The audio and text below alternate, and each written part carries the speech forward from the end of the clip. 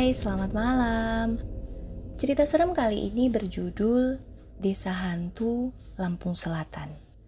Dan kisah ini masih ditulis oleh akun Twitter Bristory.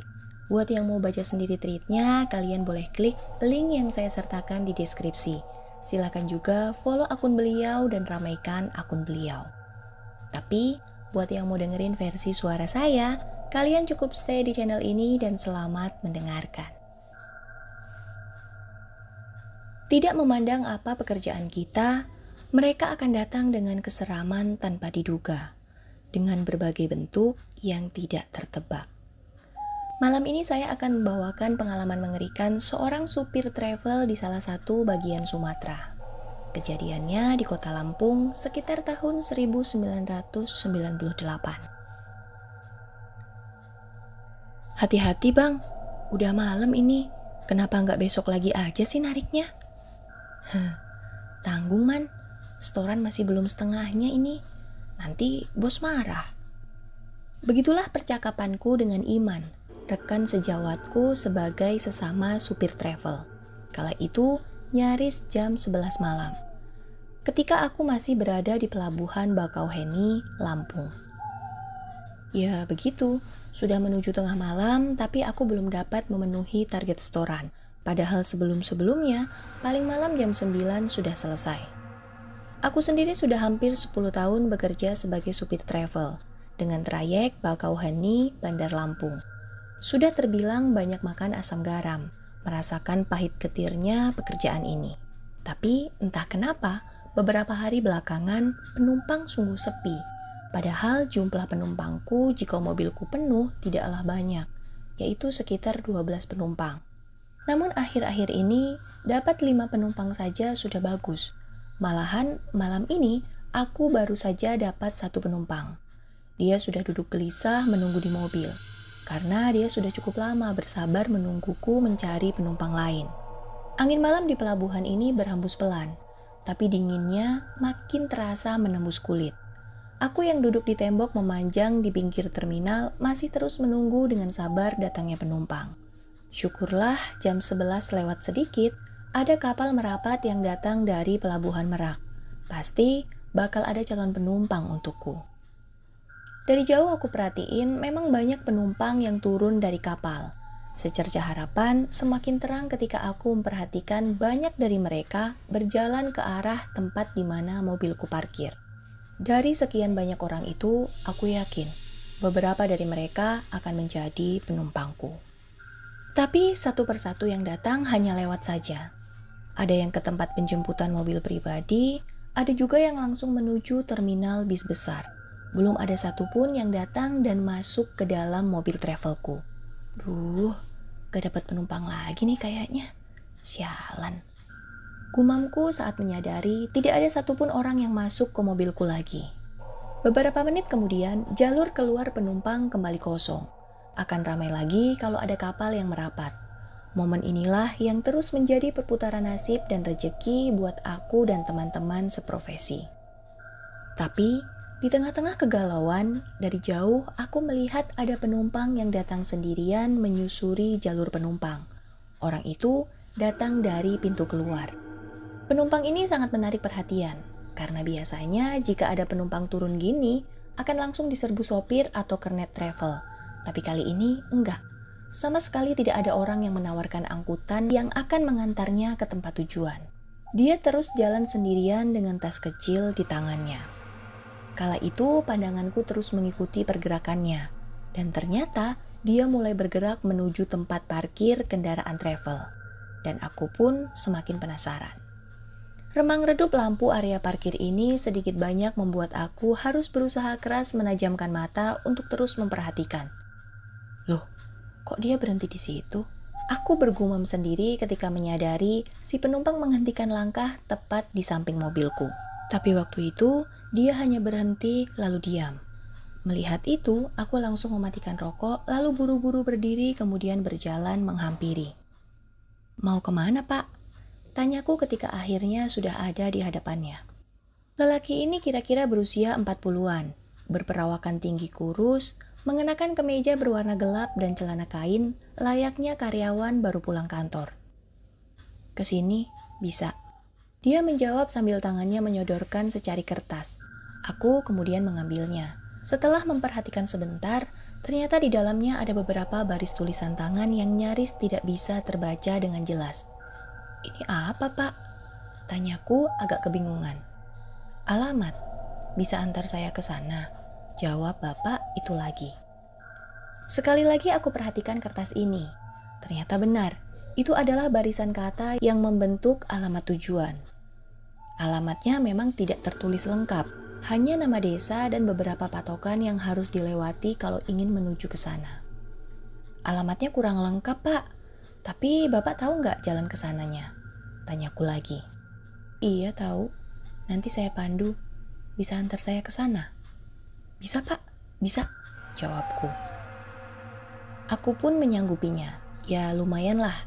Daripada hanya dapat satu penumpang kan, lebih baik dapat 2. Lagi pula, tujuan yang dia maksud itu aku perkirakan letaknya tidak jauh dari jalan besar, jalan lintas Sumatera yang sudah biasa aku lalui. Tapi nanti ada beberapa teman saya yang akan ikut. Mereka menunggu di jalan yang mengarah ke sana. Gak apa-apa, kata si bapak lagi. Oh, ya gak apa-apa, Pak. Bagus malah, kataku. Ya tentu saja aku senang mendengarnya. Jadinya nanti akan ada tambahan penumpang lagi. Lumayan kan? Bahkan saking senangnya, aku jadi tidak menanyakan berapa jumlah teman yang akan ikut nanti. Biar sajalah, makin banyak, makin bagus. Oke Pak, silakan masuk. Kita berangkat sebentar lagi. Bapak itu pun langsung masuk melalui pintu samping. Sementara penumpang yang satu lagi, aku lihat sudah dalam posisi tidur di kursi tengah. Ya sudah, aku langsung bergegas menuju kursi pengemudi lalu menyalakan mesin. Malam pun mulai larut, mendekati tengah malam. Udara bergerak, membentuk semilir angin berhembus menerpa apapun di hadapannya. Suasana khas pelabuhan di ujung timur Sumatera. Sekali lagi, aku melirik jam tangan. Waktu itu, angkanya menunjukkan pukul 11 lebih 45 menit. Saat itulah, aku mulai menjalankan kendaraan, keluar dari pelabuhan, dan mulai mengantarkan penumpang ke tujuan. Gelap pekat titik awal jalan lintas Sumatera, aku tembus dengan kecepatan sedang. Jendela sengaja kubiarkan sedikit terbuka, sehingga angin malam bisa berhembus masuk. Aku sempat melirik ke kaca spion. Beberapa detik aku memperhatikan penumpang di belakang. Penumpang yang pertama masuk masih tertidur dengan kepala bersandar di kaca jendela. Sementara penumpang yang satu lagi yang masuk belakangan masih duduk tegak tanpa bersandar. Dia duduk di kursi paling depan. Dengan begitu, aku bisa melihatnya dengan jelas. Beberapa belas kilometer pertama, jalanan selepas pelabuhan menanjak dan menurun, dengan banyaknya tikungan yang menantang. Penerangan juga bisa dibilang tidak ada, karena hanya mengandalkan cahaya lampu kendaraan saja. Ditambah lagi, jalanan juga bisa dibilang sepi, lebih sepi dari biasanya. Memang sih ini bukan akhir pekan atau masa liburan, tapi malam ini terhitung sangat sepi. Kendaraan yang melintas hanya segelintir, baik itu yang searah denganku ataupun yang berlawanan. Tapi ya aku tidak terlalu mempermasalahkan suasana malam ini. Lagi pula, aku juga sudah terbiasa menyusuri jalanan sepi ini di tengah malam. Aku hanya harus fokus dan berkonsentrasi. Bang, aku berhenti di depan aja, di Kalianda. Tiba-tiba, aku dikagetkan oleh suara salah satu penumpang. Sontak, aku langsung melirik ke spion untuk melihat ke belakang. Ternyata yang bilang begitu adalah penumpang yang sejak tadi tertidur, atau penumpang pertama. Bukannya mau turun di Raja Basa, Pak? Tanyaku memastikan. Gak usah, Kalianda aja. Dia langsung menjawab seperti itu. Sekilas, aku melihat ada raut ingin bergegas di wajahnya. Ya sudah, aku akan ikuti. Karena ya nggak mungkin juga kan memaksakan sampai ke Raja Basa, walaupun di awal naik tadi dia bilang tujuannya ke sana. Waktu itu Kalianda masih berjarak beberapa menit lagi, tapi lagi-lagi penumpang ini bersuara. Bang, stop bang, aku turun di sini aja, katanya. Kalianda masih di depan loh Pak, sebentar lagi, timpalku. Iya nggak apa-apa, aku turun di sini aja, stop bang, katanya bersikeras ingin turun. Ya sudah, aku pun lagi-lagi tidak bisa memaksa. Seketika itu juga aku menepi dan menghentikan mobil. Lokasi itu sebenarnya kurang beberapa menit saja dari Kalianda. Untungnya, kami berhenti persis di depan restoran besar yang terlihat masih ada kegiatan walaupun sepi. Ketika mobil sudah benar-benar berhenti, bapak ini langsung turun, lalu berjalan ke pintu depan dan membukanya. "Kalau bisa, jangan lanjut perjalanan, Bang. Istirahat aja di restoran ini. Lanjut besok pagi," katanya berbisik kepadaku. "Memangnya kenapa, Pak? Ini masih ada satu penumpang lagi yang harus diantar. Belum bisa istirahat," jawabku kebingungan. "Ya sudah, yang penting aku sudah mengingatkan. Hati-hati, Bang." Setelah bilang begitu, si bapak langsung menutup pintu dan buru-buru berjalan menuju restoran. Dalam perjalanan menjauh, sesekali dia menengok lagi ke belakang, melihat ke arah mobilku. "Ada apa sih? Kenapa dia ngomong begitu? Udahlah, aku nggak tahu dan belum mau tahu," pikirku. Beberapa menit kemudian, aku lalu injak gas lagi untuk melanjutkan perjalanan, karena masih ada satu penumpang lagi yang harus diantarkan. Malam pun semakin larut, suasana gelap menyelimuti bagian kecil tanah Sumatera yang sedang aku susuri. Suara mesin kendaraan menjadi satu-satunya suara yang terdengar, selebihnya sepi mengemuka. Hembusan anginnya terasa semakin dingin, sehingga aku pun menutup sedikit kaca jendela. Melirik ke spion, penumpang di belakang masih saja duduk tanpa bersandar, menjadikan posisinya cukup jelas kelihatan. "Oh iya, aku hampir lupa. Kan tadi katanya ada teman-teman bapak ini yang akan ikut." "Pak, maaf, teman-temannya nanti naik di mana ya?" Aku bertanya sambil melirik spion. "Di depan, nanti saya kasih tahu," jawabnya datar. Baiklah, aku ikuti saja perintahnya, sambil terus memperhatikan jalan yang semakin sepi saja. Kalau aku nggak salah kira, alamat yang dituju oleh penumpang ini adalah satu daerah yang agak ke pedalaman. Lokasinya keluar dari jalan utama yang sedang aku susuri ini. Belokannya pun aku masih sambil mengira-ngira saja. Sudah sekitar 15 menit kami melewati Kalianda, seharusnya persimpangannya sih sudah dekat, menurut perkiraanku. "Pak, maaf, belokannya di mana ya? Saya takut salah," tanyaku lagi. "Sebentar lagi, nanti saya kasih tahu." Penumpang ini masih menjawab datar. Lagi-lagi, aku harus diam dan terus melanjutkan kendaraan. Roda-roda terus menggelinding menyusuri jalan aspal dingin malam itu. Suaranya berdesakan dengan mesin mobil yang menderu pelan, melaju dengan kecepatan sedang. Desir angin dingin yang masuk lewat celah jendela menerpa wajah yang sejak tadi mulai terasa kaku. Iya, aku mulai mengantuk. Depan, belok kanan. Terdengar suara si bapak dari belakang. "Oke, Pak." Dan benar saja. Di kejauhan aku melihat jalan masuk menuju sisi kanan jalan. Terpaan lampu sorot membuat aku bisa melihatnya walau samar. Terlihat jalan masuk yang ditandai oleh gapura lusuh terbuat dari kayu. Setelah sudah sampai persis di depannya, aku memutar setir mobil ke kanan. Suasana yang tadinya sudah sepi dan gelap semakin menjadi ketika kendaraan sudah berbelok ke kanan, masuk ke jalan yang tidak selebar jalan utama namun masih tetap beraspal. "Itu teman-teman saya." Baru beberapa belas meter melewati gapura, penumpang di belakang bilang begitu. Aku tidak menjawab, tapi memicingkan mata coba melihat di kejauhan, sampai batas terjauh lampu kendaraan. Dan memang benar, aku melihat ada yang sedang berdiri di pinggir jalan. Aku menebaknya ada sekitar 4 atau 5 orang. Mereka berdiri di dalam gelap. "Ini orangnya, Pak?" tanyaku lagi. "Iya, itu." Aku mengurangi lagi kecepatan yang memang sudah pelan sejak belok tadi. Beberapa saat kemudian, aku hentikan kendaraan tepat di depan orang-orang ini. Aku pun menghitung lagi. Benar, ada 4 orang. 3 laki-laki dan 1 perempuan. Semuanya setengah baya.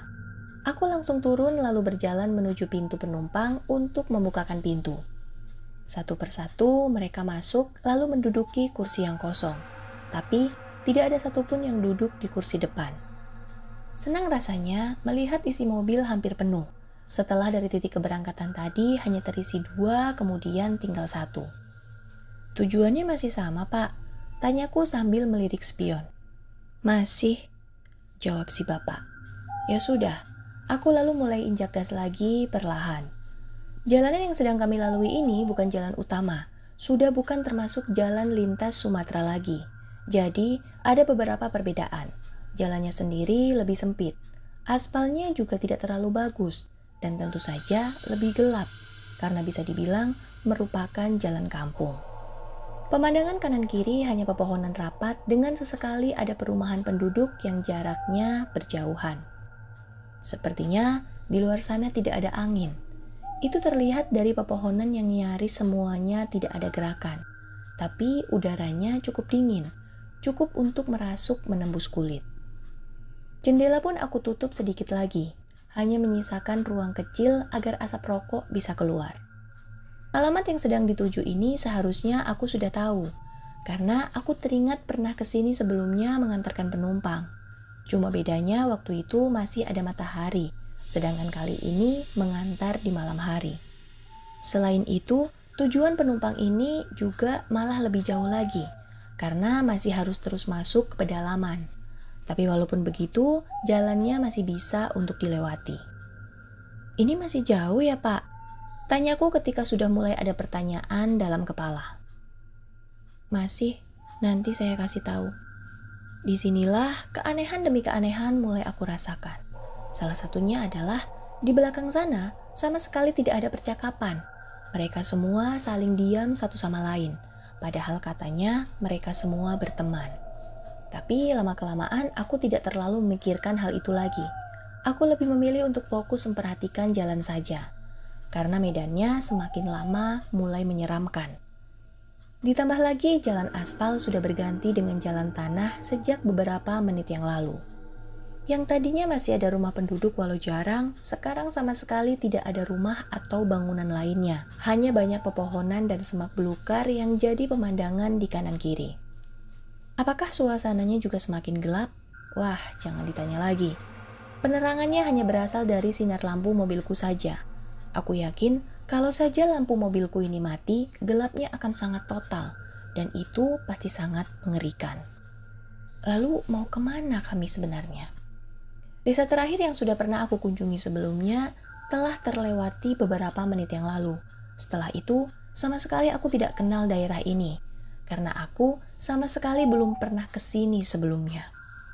Belok kanan ya. Suara penumpang di belakang memecah sepi. Suaranya pelan tapi cukup membuat aku kaget. Dan tanpa menjawab apa-apa, aku ikuti omongannya berbelok ke kanan. Roda mobil terus berputar, menyusuri jalan sepi ini menembus malam. Sekitar 50 meter setelah belokan tadi, aku melihat ada gapura lagi. Memang terlihat samar, karena bentuknya sudah kusam dan sepertinya berlumut. Dan karena gelap dan sambil jalan juga, aku jadi tidak bisa membaca tulisan yang ada di gapura ini. Aku pun terus injak gas pelan-pelan sambil perlahan melewati gapura yang sepertinya merupakan batas suatu desa. Entah desa apa. Berhenti. Tiba-tiba, salah satu penumpang bilang begitu. Aku pun langsung menginjak rem. Di sini, Pak? Tanyaku. Iya. Aku pun agak bingung. Karena kanan dan kiri jalan sama sekali tidak ada rumah atau bangunan. Tapi kok ada satu penumpang yang turun di sini? Dan karena tempatnya agak ngeri, aku memutuskan untuk tidak turun dan tetap duduk di balik kemudi. Makanya, aku hanya menunggu si penumpang untuk turun sendiri, berpatokan dengan suara pintu terbuka dan tertutup. Tapi, tanpa melihat ke belakang, aku sama sekali tidak mendengar ada suara pintu. Hening-hening saja. Padahal aku sudah berhenti agak lama. Pak, jadi turun nggak? Tanyaku beberapa saat kemudian, ketika menyadari kalau tidak ada pergerakan. Tapi tidak ada jawaban. Hening dan sepi saja. Karena itulah, akhirnya aku menoleh ke belakang. Pak, jadi turun nggak? Tanyaku lagi sambil melihat para penumpang. Mereka semua diam. Dan karena gelapnya ruangan mobil, aku sama sekali tidak bisa melihat wajah mereka satu persatu dengan jelas. Hanya siluet hitam bayangan yang tertangkap mata. Pak, sekali lagi aku bertanya. Dan ternyata masih tidak ada jawaban. Tapi aku akhirnya menemukan adanya keanehan yang mendadak membuatku merinding. Jadi waktu itu aku tidak sengaja menghitung penumpang. 1, 2, 3, 4. Hanya ada 4 penumpang. Padahal harusnya ada 5. Kemana yang 1 penumpang lagi? Sudah turunkah? Tapi kapan? Karena sebelumnya aku sama sekali belum berhenti untuk menurunkan penumpang. Kemana dia? Pikirku. Sudah turun, baru saja. Dalam gelap salah satu penumpang yang aku tidak tahu yang mana bilang begitu. Sudah turun, kok aku gak ngedenger pintu kebuka, apalagi melihat orangnya turun, pikirku. Waktu itu mulai timbul kecemasan. Siapakah yang jadi penumpangku ini sebenarnya? Cuma 1 yang turun, Pak, tanyaku. Iya, ada yang menjawab, dan lagi-lagi aku tidak tahu yang mana. Aku pun kemudian kembali menginjak pedal gas. Beberapa belas meter setelah mobil bergerak, aku akhirnya melihat ada bangunan di sebelah kanan jalan. Bangunan yang sepertinya merupakan rumah penduduk. Tapi lagi-lagi karena gelap, aku hanya bisa melihat dalam bentuk siluet hitam saja. Setelah rumah pertama, beberapa menit berikutnya aku melihat ada rumah lagi dengan bentuk yang nyaris sama. Lagi-lagi, aku melihatnya dalam bentuk siluet hitam. Nah, ketika sudah masuk ke desa ini tadi, entah kebetulan atau enggak, bulan memancarkan sinarnya cukup terang. Jadinya aku bisa agak melihat daerah sekitar sana. Tapi walaupun begitu, saat aku melihat rumah-rumah di sini, tetap saja tidak terlalu jelas. Hanya bayangan hitam saja. Di depan berhenti, kata salah satu penumpang. Di sini, Pak, tanyaku memastikan. Iya, jawabnya. Aku pun perlahan menginjak rem menghentikan kendaraan. Kali ini aku melirik spion, coba memperhatikan pergerakan di belakang, serta menajamkan pendengaran supaya bisa mendengar suara pintu kalau dibuka dan ditutup. Dan walaupun gelap, aku masih bisa melihat ke belakang dan melihat adanya pergerakan. Salah satu penumpang memang bergerak menuju pintu. Tapi beberapa belas detik kemudian, yang padahal aku sendiri menunggu suara pintu terbuka, ternyata tidak ada. Sama sekali tidak ada suara pintu. Tiba-tiba, sudah, Pak. Nah, apalagi ini? Apa yang sudah? Sontak aku menoleh ke belakang. Ternyata benar, hanya tinggal 3 penumpang. Gimana caranya penumpang tadi turun? Karena pintu sama sekali nggak terbuka. Disinilah aku mulai semakin ketakutan. Aku makin merasa kalau ini ada yang aneh. Tidak menunggu perintah lagi, aku langsung injak gas. Kali ini agak cepat. Suasananya masih sama. Kanan kiri masih sangat sepi. Dengan bayangan rumah-rumah hitam terlihat beberapa kali di kanan dan di kiri. Sungguh merupakan desa yang aneh dan seram. Karena aku baru sadar kalau dari awal tadi sama sekali tidak ada lampu yang menyala. Semuanya benar-benar dalam keadaan gelap.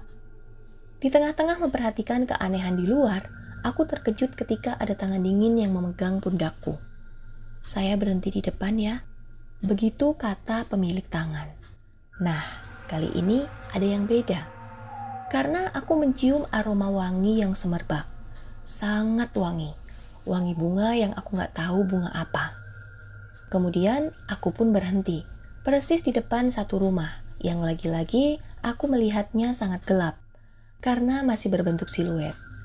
Ketika masih fokus memperhatikan rumah itu, tiba-tiba perhatianku berpindah. Ada sesuatu yang bergerak. Ternyata ada sosok berbentuk manusia yang sedang berjalan, mendekat menuju rumah.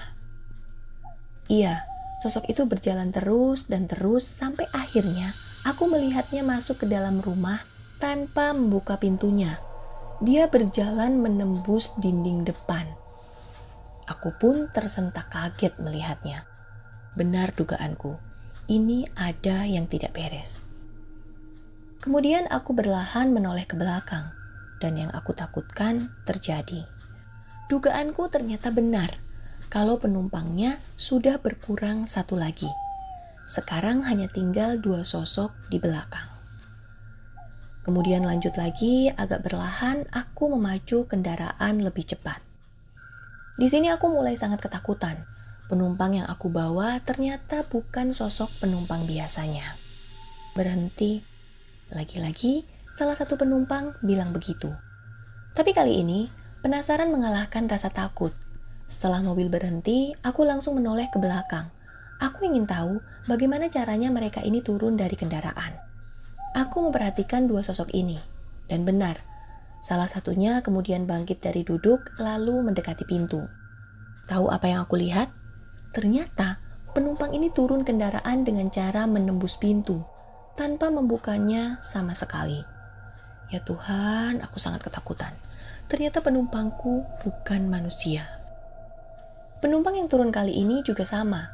Dia langsung berjalan menuju salah satu rumah yang ada di sebelah kiri, lalu masuk dengan menembus pintu. Aku pun kembali injak pedal gas. Cukup cepat aku memacu kendaraan, bergerak menembus gelapnya desa mengerikan ini. Tujuannya kemana? Aku tidak tahu. Aku cuma mau keluar secepatnya dari desa ini, walau tidak tentu arah. Tapi masih ada satu sosok lagi di belakang. Sosok penumpang terakhir. Nah, ketika aku masih berkonsentrasi memperhatikan jalan dalam kecemasan, tiba-tiba tercium bau yang sangat wangi. Lagi-lagi aroma bunga. Mencium ini, aku pun langsung refleks mencari tahu sumbernya. Dan alangkah kagetnya, ternyata setelah melirik di kursi sebelah kiri, sudah ada yang duduk di situ. Duduk di sebelahku persis. Sosoknya perempuan. Ini adalah penumpang yang tadi aku lihat saat dia naik. Namun kali ini beda. Wajahnya tersenyum tanpa ekspresi memandang ke depan, sedangkan rambut panjangnya terurai. Aku gemetar ketakutan. Bait-bait doa terlintas dalam hati, meminta pertolongannya. Beberapa belas detik kemudian, tangannya mulai bergerak. Bergerak sampai akhirnya aku mengerti maksudnya. Telunjuk tangan kanannya menunjuk ke satu arah, ke salah satu rumah yang ada di sekitar situ. Aku pun langsung membawa mobilku menuju rumah itu. Rumah biasa dan lagi-lagi berbentuk siluet hitam. Aku menghentikan kendaraan persis di depannya. Ada pemandangan menyeramkan. Aku melihat sosok seram ini turun dengan menembus pintu mobil. Sangat mengerikan karena kejadian ini hanya berjarak kurang dari 1 meter di hadapanku. Setelah turun, kemudian dia berjalan mendekati rumah tadi, terus berjalan sampai akhirnya masuk dengan cara lagi-lagi menembus pintu. Beberapa saat lamanya aku terkesima seperti terhipnotis, sampai akhirnya seperti ada yang menyadarkanku. Aku pun langsung bergerak untuk membawa kendaraan cepat-cepat pergi dari tempat ini. Setelah para penumpang tadi turun, aku sangat cemas kalau nantinya aku tidak menemukan jalan keluar desa untuk menuju ke jalan utama. Tapi ternyata tidak begitu. Seperti ada yang menuntunku, sekitar setengah jam kemudian aku sudah sampai di jalan utama, jalan lintas Sumatera. Selesai. Cukup sekian cerita malam ini. Terima kasih banget yang sudah nyempetin waktu buat dengerin dari awal sampai habis. Saya harap kalian suka. Terus dukung saya dengan selalu dengerin cerita saya ya. Buat yang suka cerita malam ini, silahkan klik tombol like. Dan jika kalian berkenan, saya minta dukungannya dengan cara klik tombol subscribe channel ini. Sugeng dalu!